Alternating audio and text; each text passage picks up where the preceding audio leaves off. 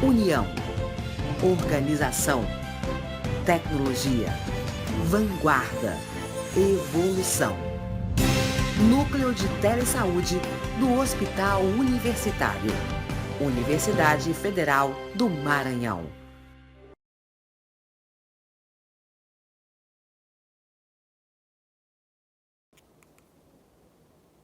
Vamos às fichas. Nós organizamos essa aula, a gente vai interrompendo daqui a pouquinho, essa aula e nós vamos navegar brevemente sobre as fichas, porque isto não é um treinamento sobre as fichas, mas sim uma apresentação dessas fichas. Tá ok? Nós vamos continuar essa atividade, que é a ficha de cadastro domiciliar e territorial. Bom, a alteração no cabeçalho, ela é muito pequena, mas a gente tem que lembrar o seguinte: permanecem os campos digitado por, conferido por, data e folha. Quais são as principais alterações nessa ficha? Está ali, agora acabaram de ampliar, o campo microárea. Gente, esse campo não era obrigatório. Vamos dar uma dica? A leitura da ficha ela tem que ser com calma. Existem 3 coisas que vocês têm que ter atenção. Campos obrigatórios têm asterisco. Como reconhecer se a ficha é nova ou não? A ficha 2.1, no cadastro domiciliar, o campo microárea ou fora de área, tem ali do ladinho, chamado FA, ele se tornou um campo obrigatório. Esse campo ele inexistia na versão 2.0. Muito cuidado, tá? Muitos municípios podem dizer, eu vou continuar utilizando as fichas velhas. Cuidado, o digitador não é obrigado a saber a microárea e aí começa a fragilizar o seu cadastro, tá ok? Visualizando um pouco mais a ficha, nós temos pouquíssimas alterações. Podemos subir um pouco mais a ficha. Nós temos uma qualidade na avaliação da água, no que tange a água potável, ou seja, a água para consumo. Isso não tinha na ficha anterior. Hoje, temos a inclusão também da alternativa água mineral, não tinha, e também do abastecimento da água. Somente nessa ficha você vê 3 grandes campos de atenção à água, que é abastecimento à água, a água para consumo no domicílio, forma de escoamento do banheiro sanitário. Tá? Por que isso?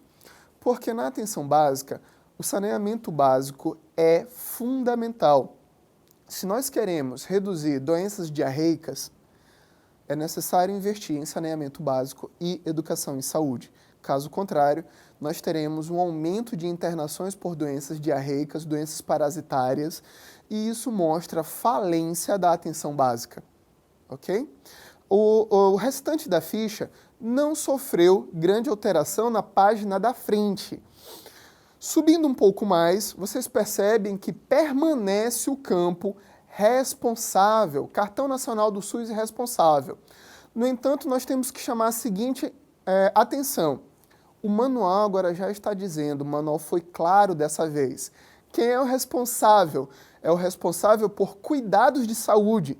Lembrem-se, o responsável da família não é quem tem mais idade, não é quem tem mais dinheiro, não é quem tem mais posses. É a pessoa que, em contato com o agente de saúde, revela um domínio sobre as informações da família e ela é a responsável pelos cuidados de saúde. Isso tem que ser discutido com os agentes porque ainda se resgata um conceito antigo do SIAB, ainda sobre cálculo de fogões, número de banheiros, quem seria o responsável pelo Bolsa Família, e isso não mais vigora.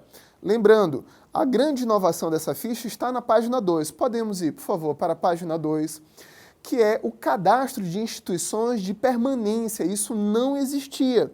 Então, equipes de saúde, converse com o seu agente comunitário de saúde e os prepare para cadastrar escolas, hospitais, delegacias, possibilidades diferenciadas de cadastrar o seu território. O território ele é muito maior do que o número de residências e isso está sendo visibilizado agora, tá ok? Então, a qualidade dessa informação é muito maior. E o termo de recusa, por causa dessa nova diagramação, ele foi para o verso da ficha. Então, essa é a primeira ficha da versão 2.1. Podemos ir à ficha 2 do agente comunitário de saúde. é a ficha de cadastro individual. Ela não teve grandes alterações, mas temos que lembrar, ainda no início da ficha, temos agora portaria de naturalização, data de entrada no Brasil, por quê? A migração, ela acontece e ela impacta em condição de saúde das comunidades.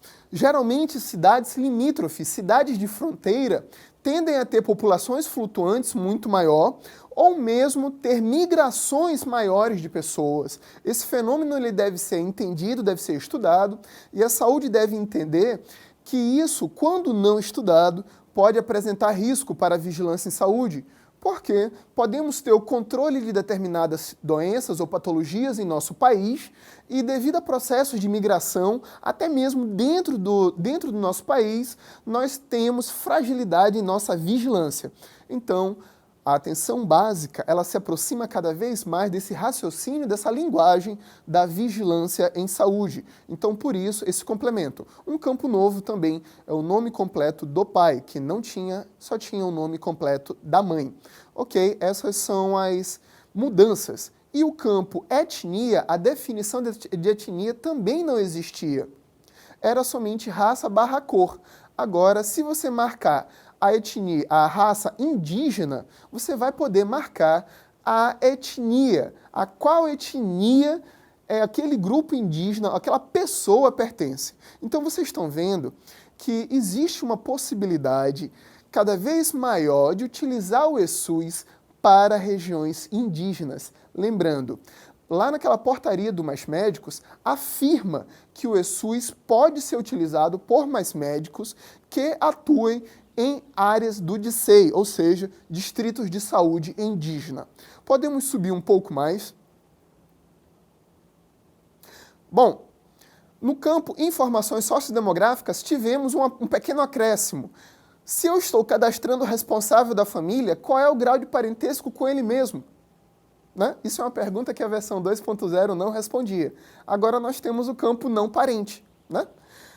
Gente, esse campo ainda fica a discutir, porque quando você cadastra o responsável da família, essa pergunta você deve fazer a ele, qual é o grau de parentesco com ele mesmo?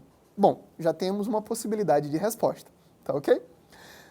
O campo ocupação não sofreu grandes alterações, a menos, na verdade temos um campo novo, logo abaixo, na situação de mercado de trabalho, foi criado o campo funcionário público e militar. Não existiam esses campos.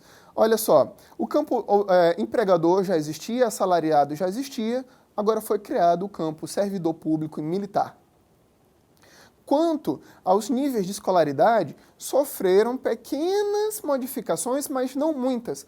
Na verdade, esse campo ele se mantém quase que idêntico ao campo anterior. Podemos subir um pouco mais essa ficha. Verificamos que as perguntas anteriores elas se mantêm. Crianças de 0 a 9 anos, se frequenta grupo ou comunidade tradicional. Vamos falar um pouco com calma sobre isso? Grupo tradicional não é grupo... Povo de comunidade tradicional não é grupo comunitário. Então, agente comunitário de saúde, cuidado com a qualidade da informação. Eu sei que alguns municípios não tiveram condições de fazer treinamento, somente distribuíram suas fichas. Enfermeiros, médicos, técnicos de enfermagem, cirurgiões dentistas, estudem e discutam com os ACS essas fichas.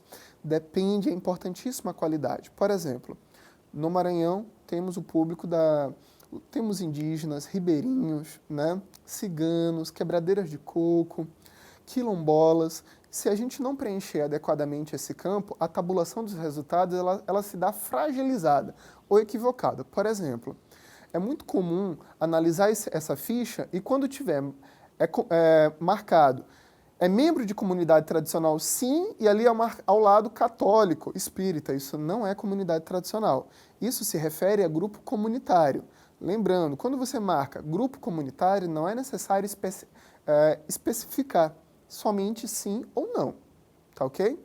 E uma coisa que muitos ACS têm dificuldade, cuidador tradicional é um cuidador de saúde de origem religiosa, tá? Vamos tentar entender melhor isso?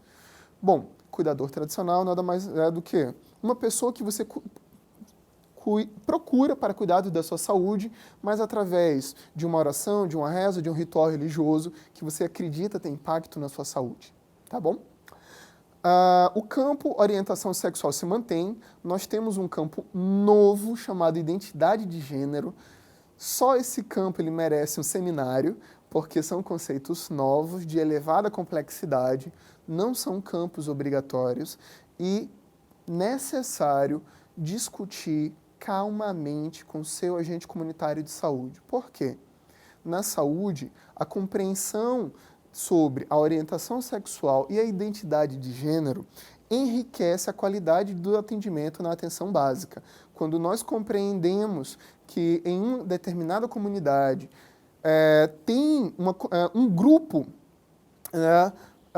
com determinadas características, nós temos que nos aproximar, reconhecer, respeitar aspectos culturais, aspectos comportamentais, aspectos quanto à orientação e identidade, para que não haja nenhuma agressão, violência ou desrespeito, ou até mesmo qualquer ato de preconceito, tá bom? O campo deficiência se mantém idêntico. Agora nós temos uma novidade no campo abaixo, no campo de saída do cadastro. A saída do cadastro se mantém ou por mudança de território ou por óbito. Mas vamos lembrar, se você marcar óbito, é indicado que haja o acesso à data do óbito. É uma condição da informação anterior e, se possível, a numeração da declaração de óbito. Por quê? Informar óbito é algo extremamente sério, assim como nascidos vivos. Essas duas informações são fundamentais para acompanhar o crescimento de uma comunidade, a qualidade da saúde da puérpera, a qualidade da saúde do adulto, do idoso. É importantíssimo estar atento aos nossos óbitos, ok? Notificados. Ali embaixo tem o termo de recusa, nós vamos para a parte 2 da ficha.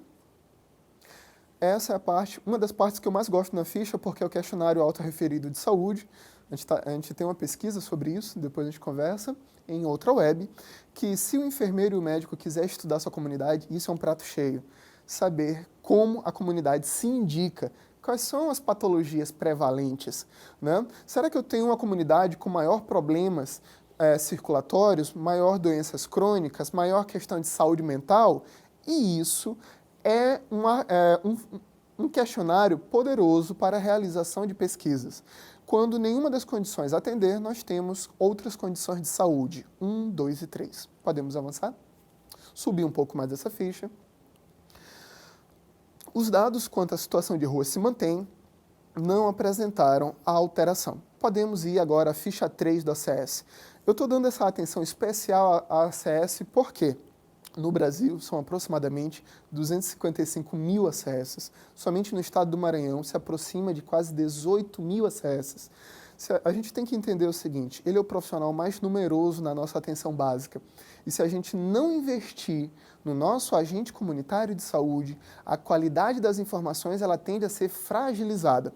Para além disso, o agente comunitário de saúde, muito mais do que um coletor de dados, ele também atua como um mediador entre o sistema de saúde e a comunidade. Isso já afirma Bornstein numa tese de doutorado sobre a responsabilidade do agente comunitário de saúde. Na ficha de visita domiciliar e territorial, mudaram algumas coisas. Primeiro, o próprio nome, né? Visita domiciliar e territorial. E agora, o turno das visitas é obrigatório. Lembrem-se, esse campo não é novo, no entanto, agora ele se torna obrigatório. Segundo, o campo microárea, novamente aparecendo, ele é obrigatório. Então, vamos lembrar o seguinte, agente comunitário de saúde, converse com o agente de combate a endemias, para que quando ele for visitar as suas casas, da sua área descrita, ele saiba qual é a microárea que ele está visitando. Ele não pode deixar esse campo em branco, porque é um campo obrigatório. Bom, o número de prontuário, logo abaixo, ele não é obrigatório. O tipo de imóvel é. Isso é um campo novo, gente, tá? Tipo de imóvel é obrigatório, porque pode ser residência, comercial, terreno baldio, então eu posso ter diferentes tipos de visita. O cartão do SUS do cidadão. Finalmente, nós tivemos uma compreensão clara daquilo que é o responsável familiar. E segundo, a segunda compreensão dessa ficha, o que é visita periódica? É a visita feita somente ao responsável daquela família. Ela vai ser marcada em 2 momentos, pelo menos uma vez por mês, para o acompanhamento daquela família, pelo agente comunitário de saúde. A segunda vez, pelo agente de combate a endemias ou pelo agente comunitário de saúde, para a atividade combate ou controle de vetores. Tá ok? Eu vou pedir para ampliar agora um pouco o zoom, que a gente vai olhar um pouco mais sobre o motivo da visita. Muito obrigado. E aí a ficha ela volta à boa e velha ficha que nós já conhecemos. Identificação do usuário por cartão SUS, sexo e data de nascimento e os campos de acompanhamento. Lembrando, busca ativa não é quando a ACS indica para a equipe aquilo que deve ser feito ou visitado, e nem muito menos quando ele agenda a visita, mas exatamente o contrário, quando a equipe verifica que há necessidade que algum usuário ou família seja acompanhada de forma diferencial. Ok? Isto é busca ativa. No verso dessa ficha, os campos se mantêm. Os campos novos são referentes ao controle ambiental e vetorial, que pode ser feito por ação educativa, imóvel com foco, a verificação do imóvel com foco, a ação mecânica de retirada do foco, do combate ao foco, né, da exterminação daquele foco, e do tratamento com larvicida. Isso também pode ser feito pela ACS e é função do agente de combate a endemias.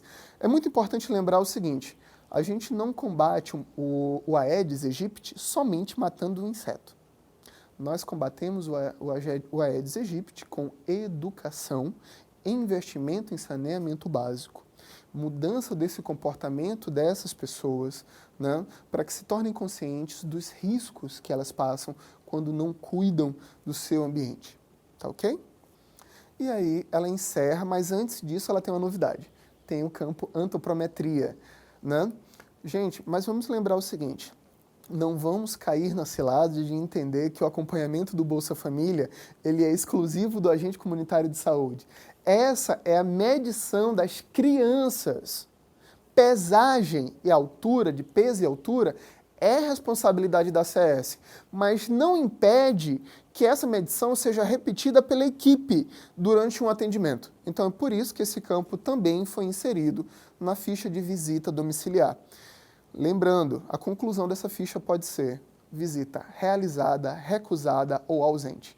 E aí a gente fecha o bloco das 3 fichas exclusivas do agente comunitário de saúde, mas que também podem ser utilizadas, essa ficha pelo agente de endemias, e essas também podem ser utilizadas pelo consultório na rua. Podemos ir para a 4ª ficha, que é a primeira ficha de saúde da família.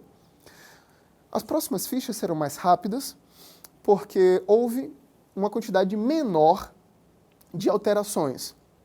Primeira alteração, e ela é extremamente válida, o campo INE, ele foi para a 2ª linha, né? Logo abaixo do cadastro profissional, então isso melhora na geração de relatórios. Quando houver atendimento compartilhado, devem ser preenchidas 2 linhas completas. Não pode ser ignorado nenhum campo de identificação do usuário. Então, profissionais do NASF, que tem como meta também a realização de atendimentos compartilhados, deve estar atento a esse cabeçalho, ok? Mas também ela pode ser utilizada dentro da equipe de saúde da família com atendimento compartilhado entre médico e enfermeiro. Podemos avançar um pouco, subindo essa ficha. Não houve grandes alterações na identificação do usuário, nem muito menos na identificação da demanda. Na verdade, houve um acréscimo do campo da avaliação antropométrica com a linha perímetro cefálico, que ela é avaliada em centímetros. Tá ok? Essa ficha quase não sofreu alterações, sofreu mudança na diagramação, a forma de apresentação dos campos. Podemos avançar um pouco mais para o problema ou condição avaliada. Não houve mudança nessa parte da ficha, permanece como na versão 2.0. No verso da ficha houve já alterações. Temos doenças transmissíveis, e agora, o campo CIAP2 ganhou mais uma linha. Não é que exista CIAP 1 e 2. Existem agora 2 possibilidades de utilizar o CIAP. Quando utilizar o CIAP, Classificação Internacional da Atenção Primária? Gente, a ficha do ESUS ele não atende a tudo. Às vezes, nós vamos atender uma pessoa que naquele primeiro momento não foi possibilitado classificar o motivo do atendimento somente pelos dados da ficha. Então, podemos utilizar o CIAP para gerar informações de sinais, sintomas e contexto. O CIAP ele não fecha a hipótese diagnóstica. Lembrando, o médico também pode utilizar o CIAP, mas ele já tem o CID. Então, o campo do CID ele é mais comum aos profissionais médicos e a utilização do CIAP ele é comum a toda a equipe, tá? Enfermeiros, profissionais do NASF, profissionais da equipe de consultório na rua podem utilizar o CIAP, ok? Essa foi uma pequena alteração. Subindo. O campo dos exames, quase não, na verdade não houve alteração, vamos subindo um pouquinho. Os testes de triagem neonatal estão mais visíveis. O campo da informação do NASF, logo após o SIGTAP, não sofreu alteração. E o campo de conclusão. Tá? Na alta do episódio, está descrito ali, né, que é importante a gente determinar a alta, mas quem determina a alta é o médico, tá ok? A gente faz o atendimento e acompanhamento. E o encaminhamento agora também para atenção domiciliar é um campo novo nessa ficha. Vamos sempre lembrar o seguinte, leia a legenda da ficha. Todas as fichas do ESUS possuem legenda. E o preenchimento da ficha ela é coerente com o domínio dessas legendas, tá bom? É possível que você tenha fichas inválidas quando você avalia o CISAB, se a informação não for coerente, tá ok? Podemos passar para a próxima ficha? Viu como foi rápido? Ficha próxima, que é a ficha de procedimentos. A ficha de procedimentos ela é entendida como uma continuidade ao atendimento. Então vamos desconstruir uma coisa. Nem todo atendimento gera procedimento para profissionais de nível superior, mas eu não posso ter um profissional de nível superior preenchendo procedimento sem gerar atendimento, porque isso é considerado um empobrecimento do seu processo de trabalho. Vamos traduzir isso.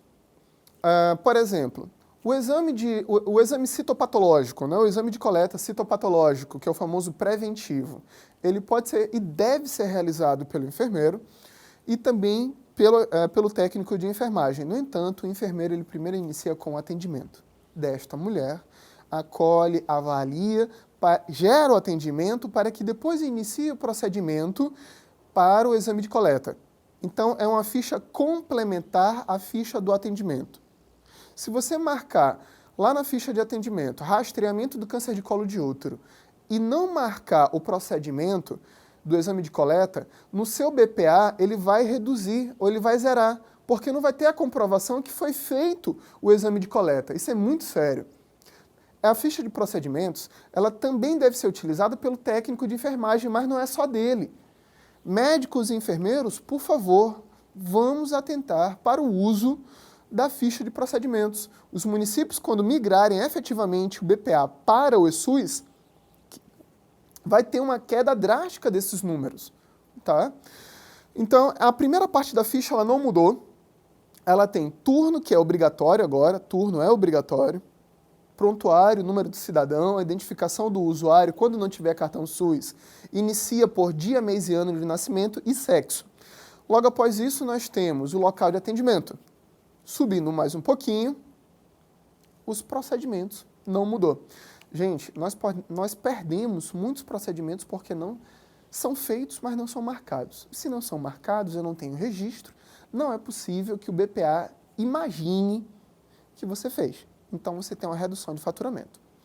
Podemos avançar para a parte de trás dessa ficha, que é a área dos campos do SIGTAP, porque libera a preenchimento de qualquer código, de qualquer procedimento que não esteja na página da frente.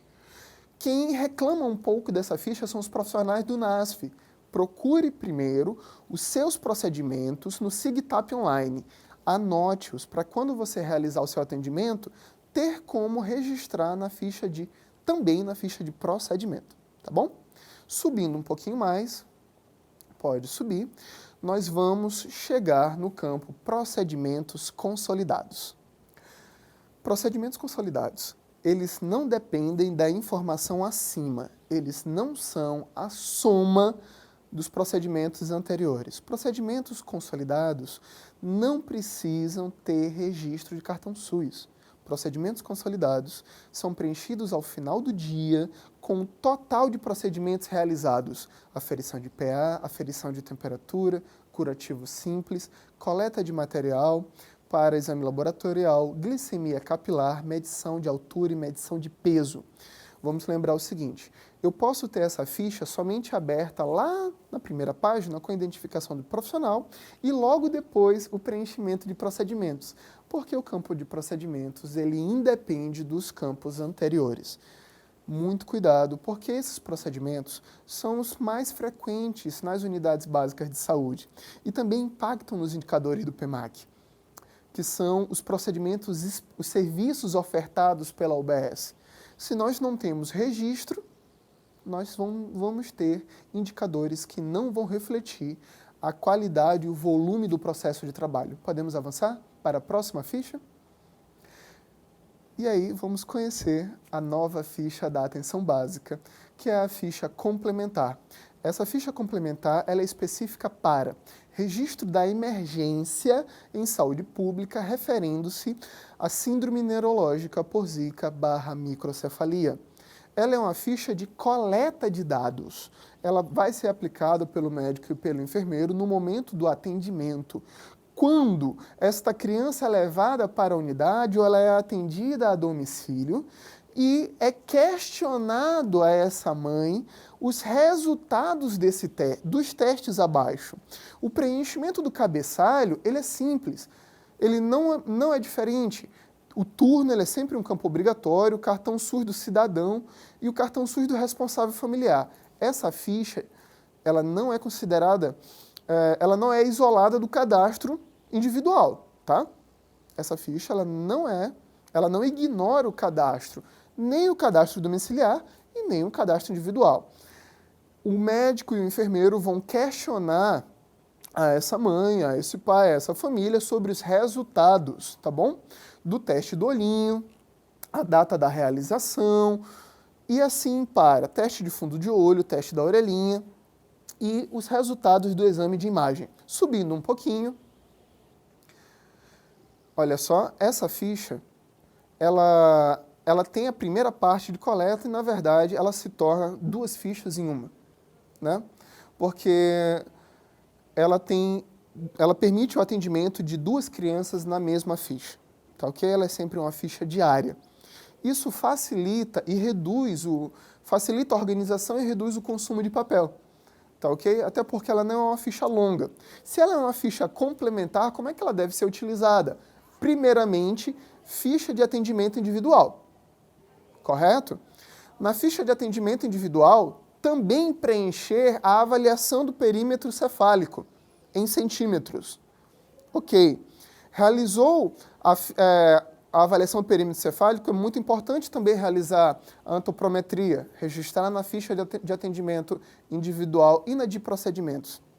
E depois fazer essa coleta de informação. Quanto mais informações nós temos, nós conseguimos entender se essa criança teve acesso aos exames que são necessários para esse acompanhamento da saúde da criança. Tá bom? Então, muita atenção e estudo com essa ficha nova. Tá ok? Vamos passar para a próxima ficha? Ficha de atendimento odontológico individual, como eu falei. Essa ficha é a mais desejada, né, porque ela reduz a quantidade de papel e ela tem pouquíssimas alterações. Na verdade, foi a ficha que menos teve alteração. A alteração dela é no cabeçalho. Existe também agora o INE para o segundo profissional. Quem é o segundo profissional? O técnico de saúde bucal, gente. O técnico de saúde bucal ele não pode atuar sem o cirurgião dentista. É responsabilidade do cirurgião dentista coordenar os processos, ele é responsável pelos serviços feitos de saúde bucal na sua equipe. Então, a primeira linha é a do cirurgião dentista, na linha de baixo tem o técnico ou auxiliar de saúde bucal, ele deve preencher completamente essa ficha? Essa ficha ela não deve ser preenchida nunca somente pelo técnico ou auxiliar de saúde bucal. Subindo um pouco mais, não foi verificado a mudança nessa ficha, ela permanece a mesma. Tipo de atendimento, tipo de conduta, vigilância em saúde bucal, né? Sempre lembrando, a atenção básica é o lugar do planejamento. Para que isso? Para que possamos ofertar serviços de saúde coerentes com a situação de saúde e com a necessidade de cada usuário. Então, por isso, nós preconizamos uma maior frequência do cuidado continuado do que somente pela livre demanda. A ficha de saúde bucal, ainda no meio da ficha, ela já apresenta a quantidade de procedimentos realizados por usuário e alguns campos por dente. A partir desse momento, esse quadradinho, que ele não é fechado, ele é aberto na parte de cima, ele só é preenchido por números e não por X. Se você tiver uma ficha preenchida por X, é preenchimento inadequado, ela não deve ser digitada, ela deve ser corrigida antes da sua alimentação, porque X não dá para adivinhar se é 1, 2 ou 3 ou 9. É um X. Então esse é preenchimento inadequado. Tá ok? Esse preenchimento somente é por número. Vamos subir, vamos iniciar o verso dessa ficha. Não apresenta alteração. Tem uma quantidade de procedimentos que você pode preencher quantidade. Sempre procedimentos na saúde bucal é quantidade. Quando fizer algum outro procedimento que não estiver listado, basta colocar o código aqui no campo SIGTAP. Podemos subir um pouquinho mais, não houve essa alteração. E aí, quando houver fornecimento do material referente à escova dental, creme dental e fio dental, ali não é mais quantidade, ali é só X. E ali volta a ideia do X. Você vai, após isso, se tiver fornecimento, marcar. Se não, marcar a conduta. Aqui quem dá a alta do episódio, o tratamento concluído, é sempre o cirurgião dentista. Tá bom? Quando houver necessidade, ele pode gerar encaminhamentos. Podemos avançar para a próxima ficha. A ficha de atividade coletiva, como nós já falamos na aula anterior, é uma ficha de uso comum, mas é a ficha que mais teve alterações no seu layout, na sua organização. Esse maior número de alterações foi para facilitar a aplicação da ficha. Bom, o primeiro cabeçalho não mudou, mas só que houve uma mudança da ordem. O campo cartão SUS do profissional responsável era o último campo dessa ficha e se tornou o primeiro, tá bom? Não é que é um campo novo, ele só mudou a ordem. Segundo, o campo local de atividade, que fica à esquerda do seu monitor, ele mudou a diagramação, né? O local de atividade, se for na escola, INEP, se for numa área de saúde, SENES, se for em outra área, que não é em escola e nem na área de saúde, aí você coloca o nome, tá bom? Outro campo que houve mudança de local. Agora não existe mais o campo participantes esperados, somente um número real de participantes, logo abaixo de outra localidade. Quando você realizar avaliações, você coloca o total dessas avaliações ao lado, somente as avaliações com resultado alterado, tá bom? Então, se eu fiz 20 avaliações e somente 2 tiveram alteração, é esse total que é preenchido nesse campo. Tá? Sempre lembrando, a atividade coletiva ela pode ser realizada somente por um profissional na condução ou por uma equipe de até 6 profissionais, já incluindo o responsável. E aí você tem que identificar o CBO de cada um deles. A atividade coletiva, você pode subir um pouquinho mais essa ficha, por favor. Ela se divide em 2 áreas. Essa área de cima, que ela é cortada, ela se direciona, categoria 1, 2 e 3, para atividades cujo público-alvo são profissionais. As atividades 4, 5, 6 e 7 é para comunidade.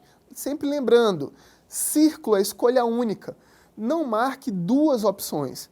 Quando houver necessidade de marcar 2 opções, você já sabe que tem que separar isso em 2 fichas, senão você vai ter somente a leitura de uma atividade. Por exemplo, o combate ao Aedes nunca começa com mutirão. O combate ao Aedes começa com reunião dentro da equipe.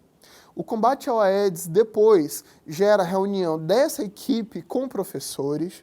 Depois, educação em saúde para com alunos. E depois pode concluir em mobilização social, que é o famoso mutirão. Então, ao invés de você registrar somente uma atividade, você realizou no mínimo 4. E isso deve ser registrado, tá bom? Vamos lembrar o seguinte, as atividades 1, 2 e 3, o conteúdo delas está aqui ao lado, no temas para reunião, que pode ser mais de um, tá? De profissional para profissional. Nas atividades 4, 5, 6 e 7, o público-alvo é a comunidade. E aqui embaixo, na parte central da ficha, houve uma grande mudança, mas houve para ajudar o preenchimento. Vamos subir um pouco mais essa ficha para explicar. Agora, o público-alvo não mudou, está aqui ao lado, e a ficha te ajudou a entender qual campo você pode marcar para a atividade de saúde. Por exemplo, quando a atividade for 4, 5 ou 7, ou seja, educação em saúde, atendimento em grupo ou mobilização social, você só pode marcar esses campos do meio da ficha, tá ok? Ou seja, exclui a avaliação. Lembrando, as pessoas do programa Saúde na Escola, agora as atividades de combate ao Aedes já têm uma linha específica. Na ficha anterior, todos marcavam saúde ambiental e outros, e depois marcava a semana de saúde na escola. Agora mudou. Agora tem específico, ações de combate ao Aedes aegypti, tá ok? Para as atividades 6, que é a atividade de atendimento / procedimento coletivo, e a atividade de atendimento individual é muito importante. O número de atividades é esse último e se direciona ou atendimento, ou aplicação de procedimento, ou avaliação. E ele ampliou, porque nós temos a sugestão daqui de atividades e se tiver um procedimento que foi realizado em grupo e que não está lá, deve ser alimentado o código desse procedimento ali embaixo, em SIGTAP. Vamos esclarecer uma coisa? Quando é que eu uso a ficha de procedimentos? Para o atendimento do técnico de enfermagem e o atendimento da equipe. Você não deve utilizar a ficha de procedimentos no atendimento em grupo, tá ok? Quando houver procedimento / avaliação coletiva, somente essa ficha. Se houver necessidade de selecionar posteriormente um grupo de usuários para um acompanhamento diferenciado, essas pessoas vão ser atendidas individualmente, através das fichas de atendimento individual e da ficha de procedimento. Tá ok? A página 2 é a comprovação das atividades. Lembrando, categorias 1, 2 e 3, que é de profissionais para profissionais, não obriga o preenchimento da página de trás. Educação em saúde, que é a categoria 4, também não obriga o preenchimento dessa página de trás. Mobilização também não obriga. O que é indicado quando preencher essa página de trás? Sempre que houver possibilidade de coletar esses dados. Dados organizados sempre dão maior riqueza e maior transparência. Mas, em algumas situações, é fundamental. A atividade de saúde na escola ela só é validada se os alunos envolvidos estiverem contemplados nas atividades e forem validados com o cartão SUS. Tá bom? Então, e assim também para as avaliações. Você só terá o campo avaliação alterada se somente se você preencher essa página de trás, esse verso dessa ficha e preencher completamente os dados. A avaliação antropométrica ela não é obrigatória para toda atividade. Quando houver, você vai marcar. E quando for uma atividade para o Programa Nacional de Controle do Tabagismo, será preenchida as 2 últimas colunas também. Ok? Podemos fechar essa ficha. Já estamos nos aproximando do término. Só faltam 3 fichas para acabar essa web na apresentação das fichas do SUS. Bom, as fichas de consumo alimentar são fichas que migraram do SISVAN para o SUS. e elas se direcionam à coleta de informações e elas separam o grupo de perguntas por idade. É uma ficha que não consiste em atendimento. É uma coleta, um levantamento de informações. Então, nessa ficha vai ter de diferencial o cartão SUS do usuário e o nome do usuário, pela primeira vez o nome do usuário, ele aparece como campo obrigatório em uma ficha, por isso que ela não é uma ficha de atendimento, ok? E também a data de nascimento e sexo. Se o usuário for menor do que 6 meses, faz parte do primeiro conjunto de perguntas para crianças menores de 6 meses. São respostas objetivas, categorias sim, não ou não sabe. Se a criança for maior que 6 meses e menor do que 2 anos, vai preencher as perguntas referentes ao meio da ficha. Podemos subir um pouco, por favor? O número de perguntas aumenta consideravelmente, né? Já se for qualquer indivíduo acima de 2 anos, vamos lembrar, acima de 2 anos, somente o último bloco dessa ficha será preenchido. Então podemos subir um pouco mais a ficha e aí você vai entrevistar somente por esse bloco de informações. Lembrando que a frequência de aplicação dessa ficha segue as orientações do SISVAN, do sistema SISVAN, que hoje ele serve para gerar relatórios, mas a entrada de dados do sistema SISVAN é através dessa ficha que migrou do SISVAN e hoje está no eSUS, tá ok? Bom, essa ficha ela pode ser aplicada do ACS ao médico, ao enfermeiro, a todos os profissionais da equipe, porque não constitui atendimento. Ela só enriquece os dados. Podemos apresentar agora as duas últimas fichas, que são as fichas das equipes de EMAD e de EMAP. No atendimento domiciliar, ela ocorre após a avaliação, mas vamos apresentá-la primeiramente. Essa ficha ela é exclusiva, vamos repetir, e também está na ficha, exclusiva para equipes EMAD e EMAP, tá? Que são serviços de atenção domiciliar, que pertencem à política Melhor em Casa, tá? O programa Melhor em Casa, tá bom? Não houve mudanças, houve pequenas alterações porque o campo turno se tornou o campo obrigatório. Tá? E ali explica, no atendimento pós-óbito, deve ser utilizado o cartão do cuidador.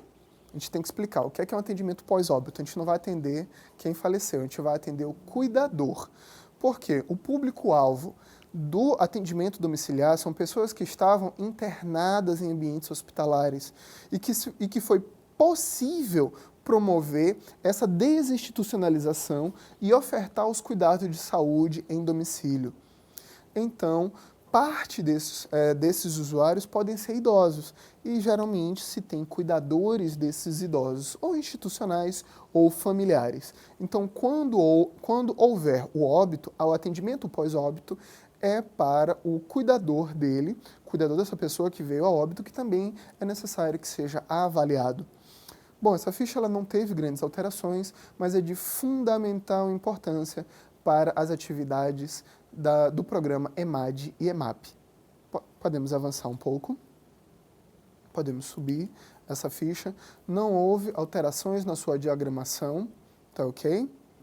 Pode subir a ficha. A página 2, devido à riqueza dos motivos desse atendimento individualizado, e sempre lembrando, quando houver necessidade de registrar um procedimento que não está aí, o código SIGTAP deve ser preenchido. Então, isso é uma característica que lembra a ficha de atendimento odontológico, porque nessa ficha também tem procedimentos. Tá bom? Vamos subindo um pouco mais? Então, quando houver procedimentos, é só preencher com o código do procedimento. Tá? E aí, o desfecho, sempre lembrando, categoria única, deve ser marcada. E aí nós vamos se aproximar agora da última ficha de hoje, que é a ficha de avaliação de elegibilidade. Essa ficha, muitas vezes, ela deve ser a primeira ficha utilizada antes do atendimento. É claro que a gente não vai negar o atendimento. Quando houver necessidade e a equipe puder atender, ela vai atender. Mas a ficha de avaliação de elegibilidade, e admissão é para que, ao ela ser aplicada, a equipe avalie se o usuário tem perfil e condições de ser retirado deste hospital e de ter condições de qualidade em casa. Não basta que o indivíduo tenha condições de saúde, é necessário que o cuidado familiar também possibilite a sua estadia em casa com qualidade, tá bom? Então essa ficha ela deve ser a primeira, ela é discutida em equipe, por isso tem 2 linhas de identificação do profissional. E podem ter mais de 2 ou 3 profissionais atendendo com outras fichas, né, proporcionando uma avaliação enriquecida sobre isso. Então nós temos a identificação do profissional, a identificação do usuário, a procedência, se ele vem da atenção básica, se ele vem da internação hospitalar, se ele vem da urgência, se ele vem de algum CACOM, se ele é iniciativa do paciente ou de terceiros e outros. Esse é um campo novo, porque revela que não mais somente internação hospitalar pode demandar para a equipe de avaliação de atenção domiciliar. Eu posso ter um enfermeiro, uma enfermeira atendendo e ele verifica que aquela pessoa que ele está atendendo tem perfil para atendimento de EMAD e de EMAP. Então, ele gera um encaminhamento na ficha de atendimento individual. Essa ficha, essa informação migra e deve ser discutida com a equipe de EMAD e de EMAP e eles vão, primeiramente, avaliar para saber se é coerente, se existe essa possibilidade de garantir esse serviço. Bom, as condições avaliadas são todas as condições aqui do meio da ficha, são bem amplas. Quando houver necessidade, tem o CID, e 2 CIDs secundários e a conclusão. Se é elegível, ou seja, se ele é elegível, sim ou não, ele entra para a própria EMAD ou EMAP, ou ele gera encaminhamento para atenção básica. Ou o que é o encaminhamento AD1 para atenção básica? É um cuidado domiciliar que é feito pela equipe de atenção básica, tá bom? Ou se ele é inelegível, né, por uma série de condições. Quando você avalia o usuário como elegível, você vai dar entrada nesse cadastro desse usuário através da ficha abaixo, dos quadros abaixo, que é a identificação do usuário. E lembra o nosso cadastro individual, mas de forma resumida. Por quê? As equipes de EMAD e de EMAP podem atender em áreas sem cobertura da atenção básica, ou seja, que inexiste esse cadastro do usuário. Quando houver essa possibilidade da área que a EMAD vai atender ser coberta por uma equipe de saúde da atenção básica, esses serviços eles devem ser coordenados, alinhados. Lembrando, a atenção básica ela deve ser planejada, resolutiva e ordenadora das redes. Ela só se torna ordenadora das redes se ela compreender a necessidade da comunidade, organizar os seus serviços a partir disso, planejar as suas ações.